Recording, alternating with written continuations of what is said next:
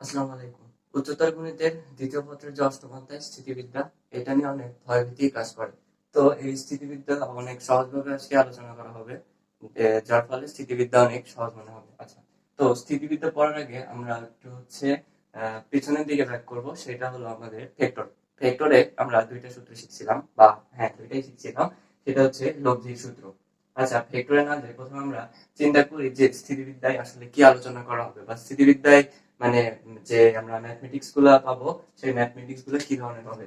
বললাম এটা আমাদের একটা তল থাকবে, ঠিক আছে, এটাকে আমরা হেলানো তল বলতে পারি। তো এই হেলানো তল থেকে কোনো কিছু একটা ছেড়ে দেওয়া হলো, ধরলাম একটা বল। তো স্থিতিবিদ্যাতে যে কাজগুলো করতে হবে সেটা হচ্ছে এই বলকে আমাদের স্থির রাখতে হবে, ঠিক আছে। তো এই বলকে আমরা বিভিন্ন ভাবে স্থির রাখতে পারি। সেটা হচ্ছে এই বল থেকে এইদিকে যদি একটা বল, মানে এটা হচ্ছে কোনো বল বা গোলক, ঠিক আছে। তো এই গোলক থেকে যদি কোনো একটা বল আমরা পিছনের দিকে দিয়ে বা একটা রশির সাহায্যে বেঁধে রাখি, তাহলে কি এটাকে এই তলের সাহায্যে স্থির রাখা যাবে, এটা পড়বে না। অথবা আরেকটা কেস হতে পারে, সেটা হলো ধরলাম এইখানে আমরা এই গোলক বা লোহার একটা বল বা যে কোনো কিছু বল রাখলাম, এটাকে আমরা এই দিক থেকে ফোর্স প্রয়োগ করতে পারি, অর্থাৎ এই দিক থেকে একটা বল দিলাম যেন এটা অভিকর্ষ টানে বলটা নিচের দিকে না আসে। তো এইভাবেও এই বলটাকে স্থির রাখা যাচ্ছে। তাহলে দুইটা হয়ে গেল। এরপরে এই বলটাকে আমরা এই তলের সাথে সরাসরি এরকম 90 ডিগ্রি অ্যাঙ্গেল বা নির্দিষ্ট একটা কোণে এই তলের সাথে চেপে ধরতে পারি, যার কারণে কি এই বলটা নিচের দিকে পড়া থেকে বিরত থাকবে, অর্থাৎ এই স্থির থাকবে। স্থিতিবিদ্যার মূল কথাই হলো আমরা বস্তুকে স্থির রাখবো, বস্তুকে গতিশীল হইতে দিব না। আচ্ছা, তো এখানে তো গেল হেলানো তলের দিকে কাজ। তো এই হেলানো তল ছাড়াও স্থিতিবিদ্যা আরো অনেকভাবে কাজ করতে পারে, মানে স্থিতিবিদ্যার ম্যাথ গুলো অনেকভাবে হইতে পারে। সেটা হচ্ছে আমরা যে বললাম যে ভেক্টরের আমরা একটু লব্ধি থেকে আলোচনা করব। আচ্ছা, ভেক্টরের যে লব্ধি ছিল, লব্ধি সংক্রান্ত যে আলোচনা, সেইখানে বইয়ে আমাদের মোটামুটি এই সূত্রগুলো প্রমাণের জন্য 3-4টা করে ওয়ে দেওয়া আছে। তো একটা ওয়েও দরকার নাই, সূত্র প্রমাণ কখনো আসবে না, অর্থাৎ মেইন যে সূত্র আমরা সেখান থেকেই পড়া শুরু করব। আচ্ছা, ধরলাম এখানে একটা বল আছে, এই বলটাকে একটা নির্দিষ্ট পি বলে এইদিকে ধরলাম টানতেছে। আচ্ছা, আবার এদিকে নির্দিষ্ট একটা কি বলে টানতেছে। তাহলে এই বলটার লব্ধি কি হবে? এই বলটার লব্ধি হবে হচ্ছে এই দুই বলের যে কোনো একটা সাথে, অর্থাৎ এই দুইটা বলের যেটার মান বড় তার দিকে লব্ধিটা কিছুটা থাকবে, বা তার দিকেই হচ্ছে হেলে থাকবে। তো ধরলাম এখানে p is greater than q, তাহলে এই লব্ধিটা, আচ্ছা তার আগে বলবো যে এই দুইটার মধ্যে আলফা কোণ ক্রিয়ারত আছে। তাহলে যদি p is greater than q হয়, তাহলে লব্ধি অবশ্যই একটু পির দিকে হেলে থাকবে, ঠিক আছে। তাহলে লব্ধিটা গেল লব্ধি আর পি এর দিকে। আচ্ছা, তাহলে এই লব্ধি পি এর সাথে কত কোণ তৈরি করলো? ধরলাম লব্ধি পি এর সাথে থিটা কোণ তৈরি করলো। তাহলে এখানে যদি আমরা এইভাবে যোগ করে দিই, তাহলে এটা একটা মোটামুটি সামান্তরিক হয়ে গেল কিন্তু। আচ্ছা, ধরলাম এটা এত বড়, এটা একটা সামান্তরিক হয়ে গেল। তাহলে আমরা লব্ধির সামান্তরিক যে সূত্র ছিল ভেক্টরে, সেটা আমরা কি ছিলাম, মানে কি পাইছিলাম, সেটা হলো R equal to root over P square plus Q square plus 2 pq cos alpha. অর্থাৎ সামান্তরিকের যদি দুইটি সন্নিহিত বাহু দুইটি বল নির্দেশ করে, তাহলে এটা হচ্ছে কর্ণ বরাবর এদের লব্ধি নির্দেশ করে, ঠিক আছে। সহজভাবে একটা সামান্তরিকের দুইটা সন্নিহিত বাহু, এটা এবং এটা সন্নিহিত বাহু, সন্নিহিত বরাবর যদি দুইটা বল কাজ করে, তাহলে তাদের লব্ধি হবে সামান্তরিকের কর্ণ বরাবর, ঠিক আছে। আচ্ছা, এই তো এটা হচ্ছে আমাদের লব্ধির সূত্র, R equal to root over P square plus Q square plus 2pq cos alpha. এরপরে আছে এই লব্ধিটা দিকের সূত্র, অর্থাৎ এই লব্ধিটা এই পি এর সাথে কত কোণ তৈরি করে। তাহলে যদি পি এর সাথে বলে, তাহলে আমরা লিখবো tan theta equal to P এর সাথে, ঠিক আছে। তাহলে পি নিচে পি থাকবে, যার সাপেক্ষে বলবে বা যার সাথে বলবো তাকে আমরা ফ্রি রাখবো। আচ্ছা, আর উপরে হবে কিউ সাইন আলফা, নিচে হবে কিউ কজ আলফা। অর্থাৎ এই পাশে ট্যান আছে, আমরা জানি সাইন বাই কজ এর অনুপাত ট্যান, সেই জন্য মিল রাখতে হবে। তাহলে এই দুইটা সূত্র বইয়ে অনেকভাবে প্রমাণ করা আছে। তো এই প্রমাণগুলো আমাদের দরকার হয় না, প্রমাণ কখনো আসে না, ম্যাথ করার ক্ষেত্রে প্রমাণ লাগবে না। জাস্ট এই সূত্র দুইটা মনে রাখলে লব্ধি সংক্রান্ত যে ম্যাথগুলো থাকবে, তখন সেই ম্যাথগুলো ইজি ভাবে করা যাবে। তাহলে লব্ধি সূত্রটা কি ছিল? R equal to root over P square plus Q square 2pq cos alpha, এবং দিকের সূত্র হচ্ছে tan theta equal to q sin alpha p plus q cos alpha. তাহলে এই যে tan থিটা বলতে আমরা এই নির্দিষ্ট থিটার অংশটুকু পাইছি। যদি বলে পি এর সাথে কত কোণ তৈরি করে, তাহলে এই যে tan থিটা।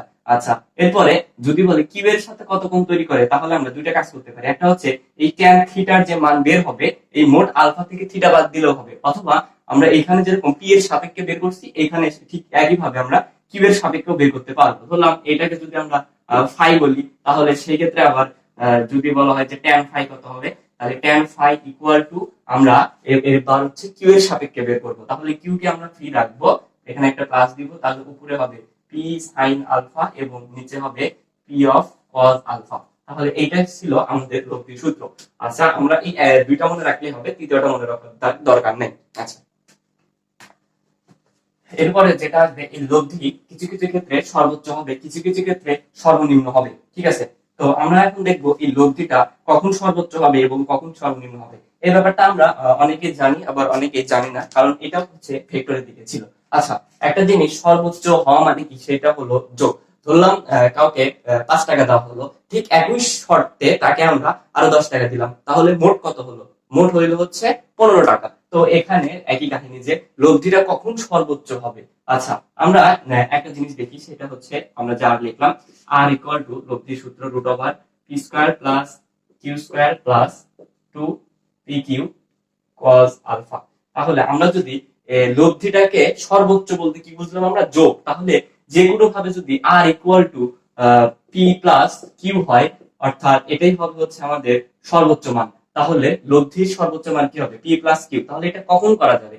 হ্যাঁ, এটা তখনই করা যাবে যখন এদের মধ্যবর্তী কোণ 0 ডিগ্রি হবে। অর্থাৎ এই দুইটা ভেক্টর এদের মধ্যবর্তী কোণ 0 ডিগ্রি হওয়া মানে কি, এই বরাবরই পি বল কাজ করতেছে, আবার এই বরাবরই কিউ বল কাজ করতেছে। অর্থাৎ কি, তারা একই দিকে, আমি বললাম না একই শর্ত অনুসারে, অর্থাৎ একই দিকে, জাস্ট বোঝানোর জন্য। তাহলে মধ্যবর্তী কোণে এখানে যদি কজ এর মান আমরা 0 বসায় দিই, তাহলে কজ 0 এর মান হবে 1, এবং তারপরে R equal to root over P square plus Q square plus 2 p q cos alpha. আমাদের ছোটবেলার একটা সূত্র মনে করা যায়, সেটা হচ্ছে a plus b whole square equal to a square plus 2ab plus b square. তো এইখানে ঠিকই পড়ে গেছে, কিন্তু এই যে a স্কয়ার হ্যাঁ a plus b whole square সমান a square plus 2b plus b square. তো এখানে আমরা কিন্তু একই দেখতেছি, p square plus 2p cos alpha plus q square, তাই না?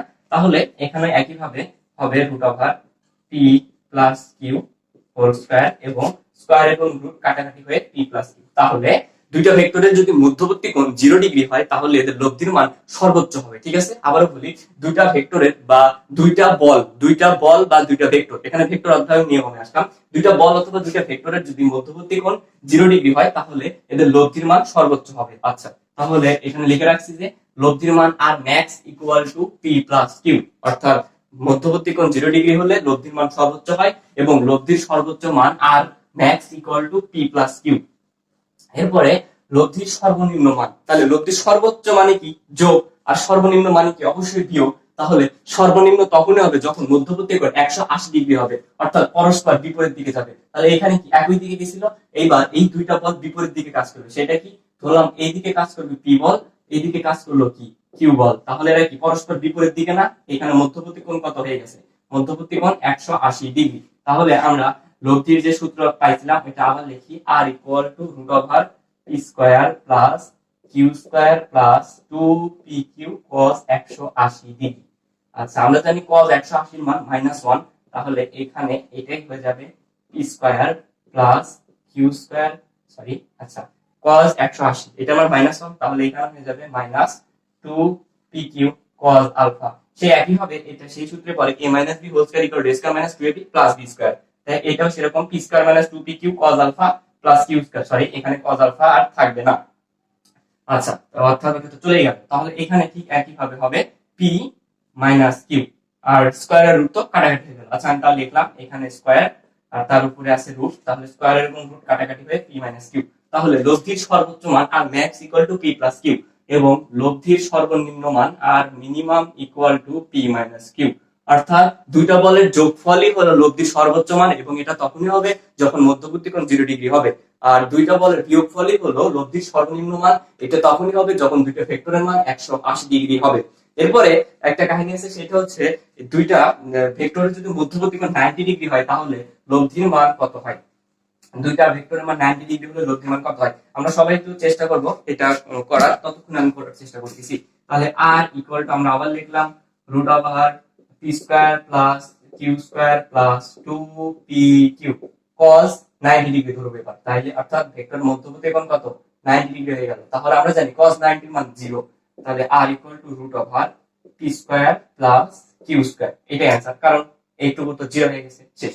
তাহলে দুইটা ভেক্টরের লব্ধির সর্বোচ্চ মান হবে ভেক্টর দুইটার যোগফল, সর্বনিম্ন মান হবে ভেক্টর বা বল দুইটির বিয়োগফল, এবং যদি 90 ডিগ্রি হয় তাহলে root over P square plus Q square. আর যেটা দিকের সূত্র সেটা তো এর আগে আলোচনা করা হয়েছে, দিকের ক্ষেত্রেও এটা যখন কোণ যেরকম থাকবে সেরকম কোণ বসান লাগবে।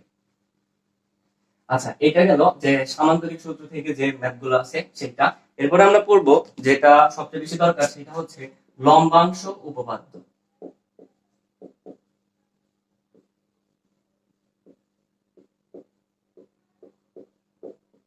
আচ্ছা, লম্বাংশ উপপাদ্যটা কি একদম সহজভাবে আলোচনা করে, সেটা হচ্ছে ধরলাম এই দুইটা ভেক্টর, একইভাবে এটা পি এবং এটা হলো কিউ, আর এদের মধ্যবর্তী কোণ কত আলফা, এদের সাথে লব্ধি আর থিটা কোণ করছে।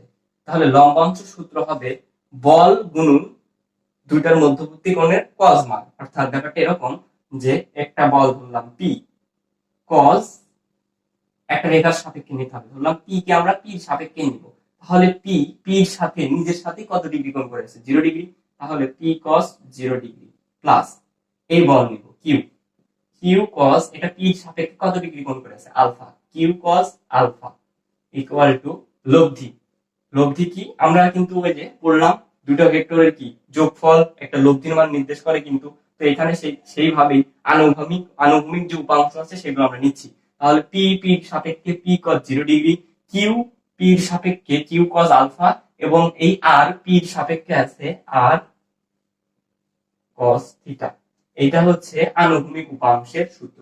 এরপরে উলম্ব উপাংশ, ঠিক আছে, লম্বাংশের সূত্রের সাহায্যে এটা আনুভূমিক উপাংশ, আর এরপরে আমরা উলম্ব উপাংশ যদি নিই, একইভাবে উলম্ব উপাংশের ক্ষেত্রে শুধুমাত্র সাইন হবে আর সবকিছু একই থাকবে। যেমন আমরা লিখি p sine 0 degree plus q sine alpha equal to r sine theta. তাহলে এটা হচ্ছে আমাদের উলম্ব উপাংশ, এটা আনুভূমিক উপাংশ, এটা উলম্ব উপাংশ। আমি আবার বলতেছি, এটা আনুভূমিক উপাংশ, এটা উলম্ব উপাংশ।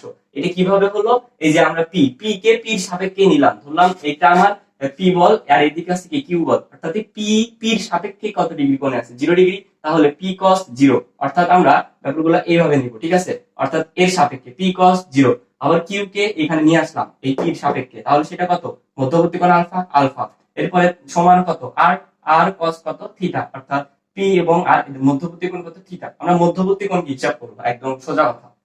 আচ্ছা, এরপরে উলম্ব উপাংশের ক্ষেত্রে শুধুমাত্র একই থাকবে সবকিছু, শুধুমাত্র এখানে সাইন বসবে। এইটাই ছিল আমাদের লম্বাংশ উপপাদ্য। তবে ম্যাথের ক্ষেত্রে আমরা একটা ব্যাপার খেয়াল করবো, সেটা হচ্ছে লম্বাংশ উপপাদ্য তখনই প্রয়োগ করব যখন ম্যাথের মধ্যে যদি একটা লম্ব কথা উল্লেখ থাকে, তাহলে এই সূত্রটা প্রয়োগ করা সবচেয়ে বেশি ভালো। অর্থাৎ ম্যাথ তো যে কোনো উপায় সমাধান করা সম্ভব, কিন্তু যে উপায়ে সমাধান করা সবচেয়ে বেশি সহজ আমরা সেই উপায় করব। এই কথাটা ম্যাথ যখন করা হবে তখন দেখবো যে অঙ্কের ভিতর যদি লম্ব কথাটা উল্লেখ থাকে তাহলে এই সূত্রটা অ্যাপ্লাই করা কতটা সহজ হয়। তাহলে আমরা প্রথমে পড়ছি হচ্ছে লব্ধি সংক্রান্ত নিয়ে, তারপরে পড়লাম লম্বাংশ। আচ্ছা, এগুলো কিন্তু অনেক বড় বড় প্রমাণ আছে, কিন্তু আমরা আসলে মেইনলি প্রমাণটা পড়বো না, কারণ প্রমাণ কখনো লাগবে না। আচ্ছা, এরপরে আছে হচ্ছে লামির উপপাদ্য বা লামির সূত্র, যে আমরা যাই বলি। আমি এখানে একটু শর্টে লিখি লামির উপপাদ্য। লামির উপপাদ্যটা আমি অনেক সহজভাবে বলার চেষ্টা করব। ধরলাম তিনটা বল আছে, হ্যাঁ, এখানে একটা বস্তু আছে, এই বস্তুটাকে কেউ একজন এই বরাবর টানতেছে, কেউ একজন এই বরাবর টানতেছে, কেউ একজন এই বরাবর টানতেছে। ধরলাম এই দুটার মধ্যবর্তী কোণ আছে আলফা, এই দুটার মধ্যবর্তী কোণ আছে বিটা, এই দুটার মধ্যবর্তী কোণ আছে গামা। আমি এটাকে পি বল দিলাম, এটাকে কিউ বল দিলাম, আর এটাকে দিলাম আর বল। তাহলে আমি যখন লামির সূত্র প্রয়োগ করব, আমি কিভাবে প্রয়োগ করব? আমি যে কোনো একটা বল নিব, আচ্ছা, এই বলকে তার কোণ দ্বারা ভাগ করব, অর্থাৎ পি বাই সাইন, লামির সূত্রে সাইন থাকবে, কজ আসবে না। হ্যাঁ, কজ আসবে, সেটা কোণ বসানোর পর পরিবর্তন হয়ে যেতে পারে। তাহলে পি নিলাম। আচ্ছা, পি যখন নিব তখন আর বাকি থাকে কোন কোন বল, কিউ এবং আর। তাহলে পি যখন নিব তখন কিউ এবং আর এদের মধ্যবর্তী কোণ কত গামা, তাহলে আমরা নিব সাইন গামা। এরপরে আমরা কিউ বসালাম, একটা একটা করে বল নিব, অপর দুইটি বল ভাগ অপর দুই বলের মধ্যবর্তী কোণ। তাহলে কিউ নিলাম, কিউ কে কিউ ভাগ কি অপর দুই বলের মধ্যবর্তী কোণ, তাহলে পি এবং আর এদের মধ্যবর্তী কোণ কত বি বিটা, তাহলে নিব সাইন বিটা। আচ্ছা, আমি আরটা নিচে লিখতেছি, অর্থাৎ এখানেই হবে, আমি জায়গা সংকলন না হওয়ার জন্য নিচে লিখতেছি। আচ্ছা, তাহলে আর যখন নিব তখন কাদের মধ্যবর্তী কোণ হবে? পি এবং কিউ এর মধ্যবর্তী কোণ হবে, সেটা কত হবে? Sine alpha. আমি ব্যাপারটা আবার বলতেছি, আমরা একটা বল নিব, বল ভাগ অপর দুই বলের মধ্যবর্তী কোণের সাইন অনুপাত। আমি এখানে লিখতেছি পি ডিভাইডেড বাই সাইন। তাহলে পি নিলাম, অপর দুই বল কি কি থাকলো? কিউ থাকলো এবং আর থাকলো। এদের মধ্যবর্তী কোণ কত? গামা। এদের সাইন অনুপাত কত? সাইন এর মান হচ্ছে সাইন গামা। একইভাবে কিউ ডিভাইডেড বাই কিউ যদি নিই তাহলে বাকি থাকে কে? ধরলাম এটুকু বাদ, পি এবং আর বাকি আছে, এদের মধ্যবর্তী কোণ কত? বিটা। তাহলে এখানে হবে সাইন বিটা। এরপরে নিব আর, আর ডিভাইডেড বাই কার কার মধ্যবর্তী কোণ? পি এবং কিউ, এদের মধ্যবর্তী কোণ কত? আলফা। তাহলে লিখে দিব সাইন আলফা। এটা একদম সহজ উপায়, এর চেয়ে সহজ আর নাই। আচ্ছা, এইটা যদি একটু ওই যে সামান্তরিক সূত্রের মধ্য দিয়ে যদি আমরা লিখতে চাই, অর্থাৎ এটা একটু লিখতে নিলে জটিল হয়, এখন সেটা আমি দেখাচ্ছি কিভাবে সহজেই আমরা লিখতে পারি। আচ্ছা, সেটা হলো, ধরলাম এটা একটা আমাদের সামান্তরিক, যদিও সামান্তরিক হয়নি তাও ধরে নিই। আচ্ছা, তাহলে এই বরাবর আছে আমাদের পি বল, এই বরাবর আছে Q ball, A B C D. আচ্ছা, এদের মধ্যবর্তী কোণ আলফা, আর এই যে আর আর পি এর সাথে থিটা কোণ তৈরি করছে, আর এই যে এইটুকুর মান কত? এইটুকুর মান আলফা মাইনাস থিটা। কারণ দুইটার মধ্যবর্তী কোণ কত? এই পি আর কিউ এর মধ্যবর্তী কোণ ছিল আলফা। তাহলে আর পি এর সাথে থিটা কোণ যদি তৈরি করে তাহলে কি এইটার মান অবশ্যই আলফা মাইনাস থিটা, কারণ এই কোণ আর এই কোণ আমরা যোগ করলে কি বরাবরের মতো আলফাই পাই। তাহলে এইখানে যদি আমরা লামির সূত্র প্রয়োগ করি কি হবে? আমরা একটা করে বল নিব, অপর দুইজনের মধ্যবর্তী কোণ দিব। তাহলে এখানে আমি দেখলাম যে ডট ডট ডট ডট মানে কি লামির সূত্র প্রয়োগ করে পাই, ঠিক আছে। আচ্ছা, তাহলে এখানে লিখলাম পি ডিভাইডেড বাই সাইন, আগে লিখে নিই। আচ্ছা, তো পি যখন লিখলাম তখন কে কে বাদ থাকে? এই যে এখানে আমাদের কিউ বল আছে, এখানে আর বল আছে, অর্থাৎ আমি আগেই বলছি একটা বল নিব ভাগ অপর দুই বলের মধ্যবর্তী কোণ। তাহলে এখানে পি নিলাম ভাগ অপর দুই বলের মধ্যবর্তী কোণ কত? Alpha minus theta. তাহলে সাইন আলফা মাইনাস থিটা। আচ্ছা, এরপর আমরা কিউ নিব, তাহলে কিউ ডিভাইডেড বাই কিউ যখন নিলাম আর কে কে বাদ থাকলো তাদের মধ্যবর্তী কোণ। কিউ নেওয়ার পরে পি এবং আর বাদ থাকে, তাহলে এদের মধ্যবর্তী কোণ কত? থিটা। তাহলে সাইন থিটা। পি গেল, কিউ গেল, এরপরে আছে আর। আর যখন নিলাম তখন কি অপর দুই বলের মধ্যবর্তী কোণ, অর্থাৎ আর কে নিলাম, আর তাহলে চলে গেল, অপর দুই বল কে আছে? পি আছে এবং কিউ আছে, এদের মধ্যবর্তী কোণ কত? আলফা। Sine alpha. এই ছিল আমাদের লামির উপপাদ্য। তাহলে প্রথমে আমরা পড়লাম যে ভেক্টর থেকে আসলাম, সেটা হলো, অর্থাৎ ভেক্টরের যে সামান্তরিক সূত্র ছিল সেটা আর ইকুয়াল টু কি root over P square plus Q square 2 p q cos alpha. এরপরে দুইটা বল বা দুইটা ভেক্টরের লব্ধির মান তখনই সর্বোচ্চ হবে যখন কি মধ্যবর্তী কোণ 0 ডিগ্রি হবে এবং এই সর্বোচ্চ মান কি পি প্লাস কিউ, এবং সর্বনিম্ন তখনই হবে যখন মধ্যবর্তী কোণ 180 ডিগ্রি হবে। তাহলে সেই ক্ষেত্রে মান কি হবে? P minus q. এরপরে আমরা ট্যানের যে সূত্র ছিল দিকের সূত্র সেটা পড়লাম। লম্বাংশ কি? লম্বাংশ হলো একটা বল এবং তার সাপেক্ষে আমরা আনুভূমিক উপাংশ এবং উলম্ব উপাংশ নিলাম, এবং দুইটা বলের যোগফল, যোগফলের একটা উপাংশ, অর্থাৎ একটা করে বল একটা করে বল যোগফল সমান কি লব্ধির একটা ছিল, কিন্তু আমরা ভিডিও পিছনে টেনে সেটা দেখতে পারি। আচ্ছা, এরপরে ছিল আমাদের লামির উপপাদ্য, এটা আমি আলাদা করে বুঝাইলাম এবং সামান্তরিক সূত্রের সাহায্যেও বুঝাইলাম। অর্থাৎ সেটা হবে লামির উপপাদ্য, যে একটা বল নিব, বল ভাগ অপর দুই বলের মধ্যবর্তী কোণের সাইনের অনুপাত। ঠিক আছে, তাহলে এই যে স্থিতিবিদ্যা পার্ট 1 যে লেকচার ছিল সেটা হচ্ছে সামান্তরিক সূত্র সংক্রান্ত, এরপরে লম্বাংশ উপপাদ্য এবং লামির সূত্র সংক্রান্ত। পরের ভিডিওতে আলোচনা করা হবে যে ম্যাথ যে আছে এই অধ্যায়, সেগুলো আমরা এই সূত্রের সাহায্যে কিভাবে অতি সহজে সমাধান করতে পারি। ধন্যবাদ, সবার জন্য শুভকামনা।